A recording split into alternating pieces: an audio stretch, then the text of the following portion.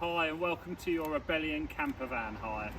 Let's hope you have loads of fun. They're pretty awesome things, so we'll start with the outside. It seems simple, but putting fuel in it, it's diesel, it's not petrol, it's diesel. And this is where you fill it up. The bottom tank is for your AdBlue. We'll always make sure the tank is full on the AdBlue so you don't have to worry about that. So diesel only. So if you've got small children in baby seats facing the other way, you can turn the passenger airbag off here.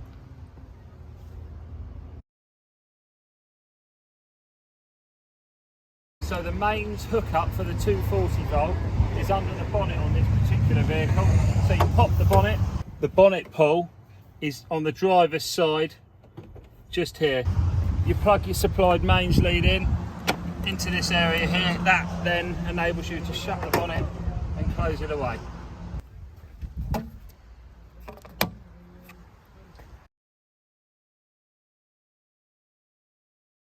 Anything that goes down a plug hole, i.e. the sink, if you're washing up, if you dare to wash up on holiday, comes out of a waste point. The waste point is located under here. It'll only be grey waste, whatever goes down your plug hole, and that's what you'll need to catch whilst on campsites. This side. This gives you access to the water filler. So your fresh water filler, which is 30 litres, fills up here for your tap water.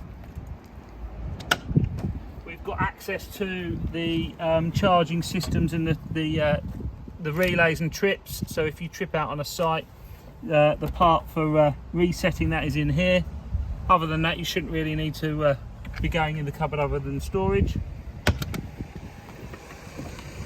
And again, more storage, but we'll get to this bit inside.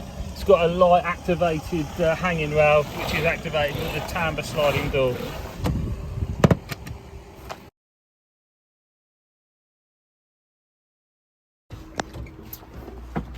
So this particular Rebellion's got a little mini grill. So the gas bottle which is below, which we provide, which I'll show you next, just powers this. And it's a simple pizza ignition, push down, turn around, obviously with the door open, and you light your grill to burn your cheese on toast.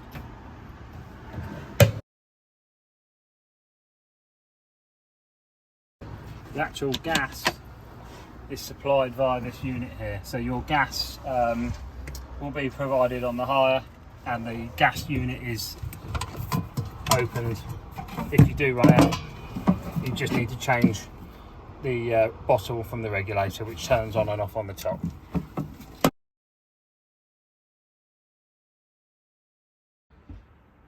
Okay, that's a 100-watt solar panel designed to maintain the battery, not to provide you a power supply. But if you park the vehicle facing south so that you've got a sunny aspect on it, it will provide 100 watts of power in good weather and generally look after the battery when you're not driving the vehicle as well. But it shouldn't be relied on as a power source. That's either your 12 volt or your 240 volt when you're plugged into the mains. So now we're going to swivel the double bench seat here, so we'll show you how to do that. First of all, lift this, so you pull it kind of towards you like that, and then that'll reveal the little wing nuts, if you like, which enable you to swing the seat round. So those two are done, and then you've got 3 on the back.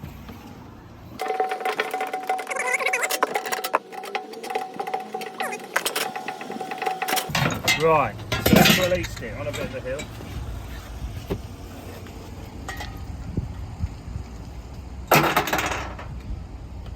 Seat's been released.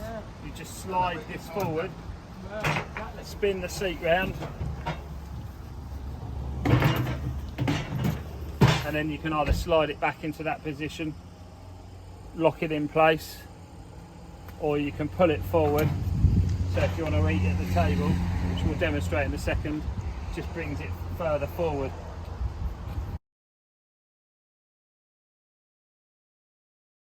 So getting ready to depart, obviously got to put the seat back round the right way. So spin it, put it into place, locate your 5 locking rings. So on the rear of the seat before travel, you've got these locating nuts here, here and here. And make sure they're screwed down tight. And the front ones, again, lift this. The locating are here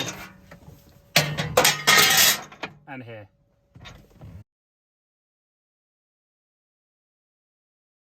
Okay, so now we're going to get the roof up so you can stand up and potentially use the top bed. You'll have 2 of these fastening straps. So we'll release this strap to the end like so. Right, really important that you do not push the bed base and the roof up at the same time. So the way to do it is to push the roof up first, let the roof go up, then push the bed base up. Mustn't do it together. As you'll see, the top pop-top bed is equipped with a mattress for your extra comfort.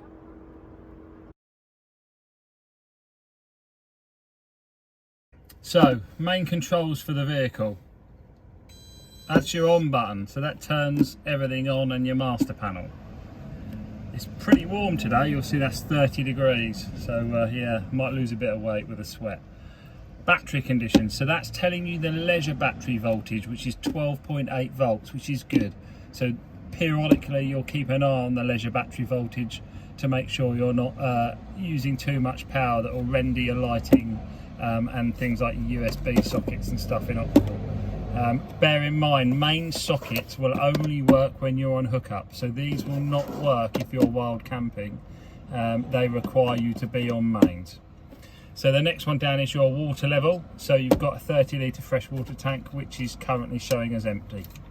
Your 12 volt panel here needs to be on for your ignitions and things for the fridge. This is your water pump switch, and this is your lighting circuit, so that allows you to turn your lights on and off. As you see, the kitchen lights have now just appeared. Got some lighting under the units as well there. These lights, as was pan round, they're touch sensitive, so you just touch them lightly with the back of your hand and they turn on.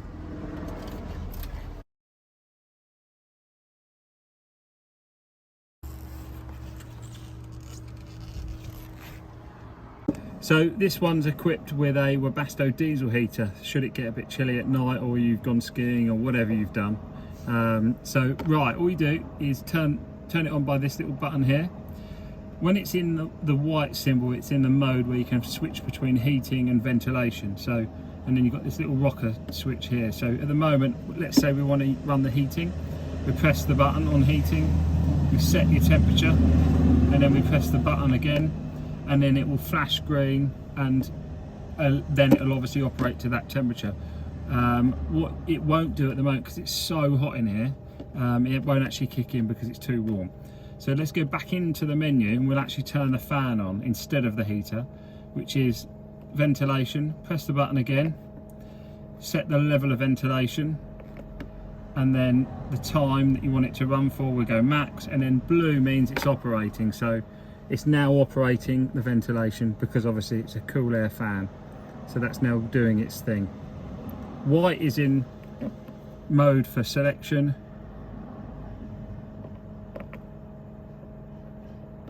Green is activating it, but blue is running. So at the moment, the heating won't kick in because it's so warm in this motor caravan. So getting the bed downstairs down, first thing you do is release this safety nut. Get your handset out. Press the A, and away it goes. And there's your downstairs bed. If you want to really impress your mates, you could put this in your pocket and say, bed up. They'll think it's going up, but I'm actually pressing the B.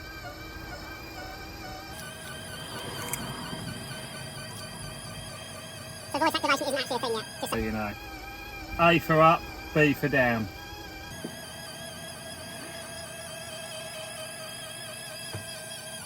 And before you travel, you must lock the bed.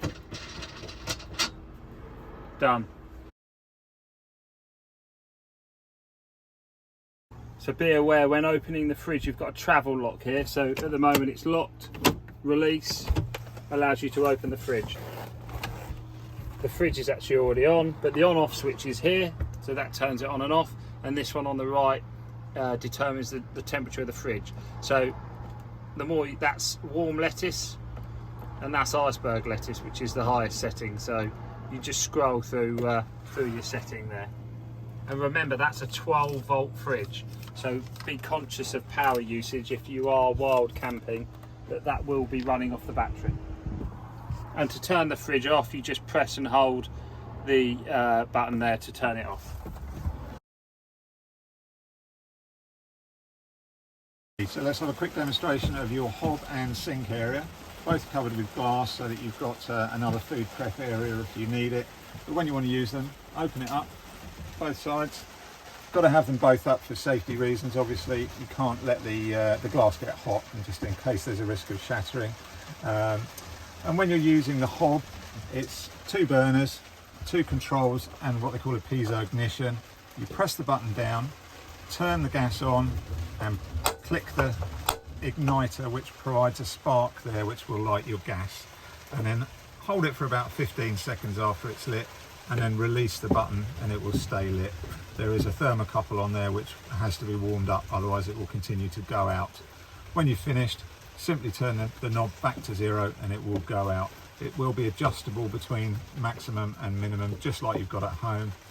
And it's designed so that if you make a bit of a mess on here, you can wash it all down into your sink and flush it away outside. It's a cold water sink. Once you put your water switch on up here, the pump will be active and will only activate when you lift the lever there. There's a micro switch in there which will turn the pump on and off. Now the water will run out of the bottom of the van. It's only grey water, so it's not the end of the world, but you might want to collect it and dispose of it in a responsible fashion if that's how you feel. When you're finished with it all, close the tap down first, shut your lids, and it's ready for next time. Table stowage. Locked. It can travel there whilst you're in transit. And then to put it away, that handle unhooks that, and then you just press these release buttons on the top to lift it off that hinge bar.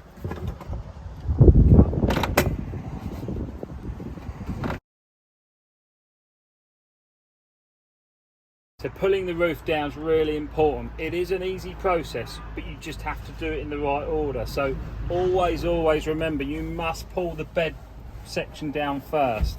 So this section comes down before you then pull the roof down. Once the roof's down, just pull the canvas in as you go.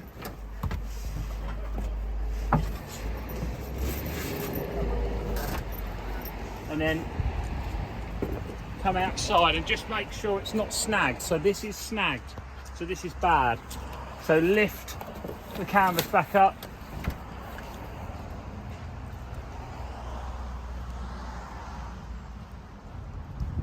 Just be sure that you never strap the roof with this canvas in there like that.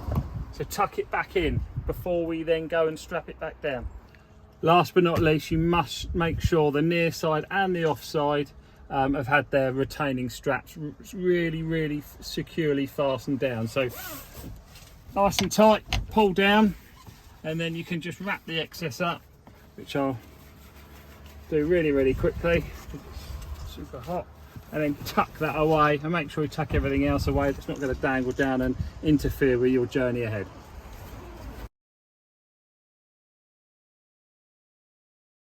So these vehicles require a key to start, and you need to depress the clutch to enable the vehicle to start. This is a 150 brake horsepower 6-speed gearbox. Reverse is on a collar, so you can't get the reverse gear wrong. Air conditioning, the AC button here. Obviously you've got radio and media if you want to plumb in your phones. Indicators left, indicators right. You've got your washers and your lights, which most people tend to leave on auto, but you can manually set those as well.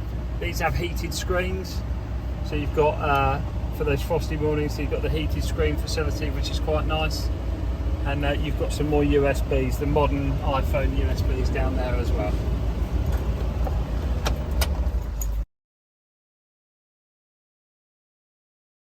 Light rack, so it's got your retaining strap, we'll get rid of that, and then they're clipped here, so you just give it a tug and down it comes.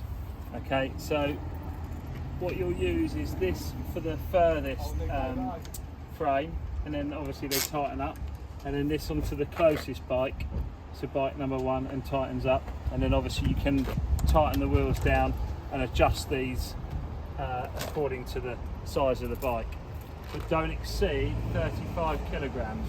It has a weight limit of 35 kilograms on the carry bikes for the barn doors. Make sure it's pushed into this bracket here, and always use the strap to do it back up.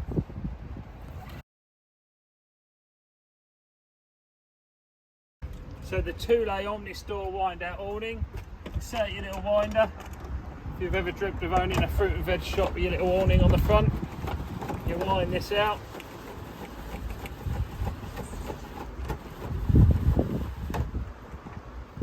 Get it to about there, drop your legs down, just pull out from the front of the case, got your little feet which peg the ground, do your little buckles up here, you'll see them just round here, same again this side, drop it down, and then continue to wind it out. So you should end up with something that looks a little bit like that. But do not leave it out in the wind. Once you've pegged it down on the feet, it's good in sort of breezes, but if it's really super windy or you're a bit worried about it, put it away. Do not let it stay out in high winds. This is where it pegs down. So once you're done, you're going to wind it back in. Get it to about here and then put the legs in.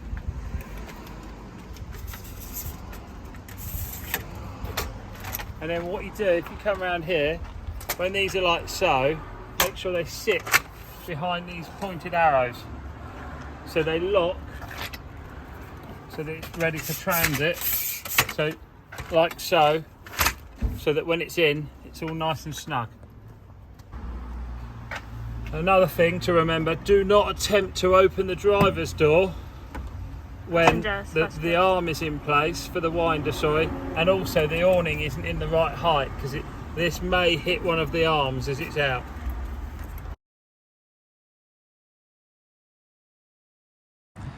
So if you're not in a naturist camp, you will need to put the summer blinds up. These are magnetised, which they just pop in like so, and then you get privacy, if you want it, of course. So you need privacy from the windscreen as well, so they just pop on in this case. So you've got them on the left and over here on the right. That will save your dignity. So all Rebellion campers as standard are equipped with the blackout curtains, which are really effective, and then these pop up into the bits to retain them, so you get a good night's sleep for your adventures the next day.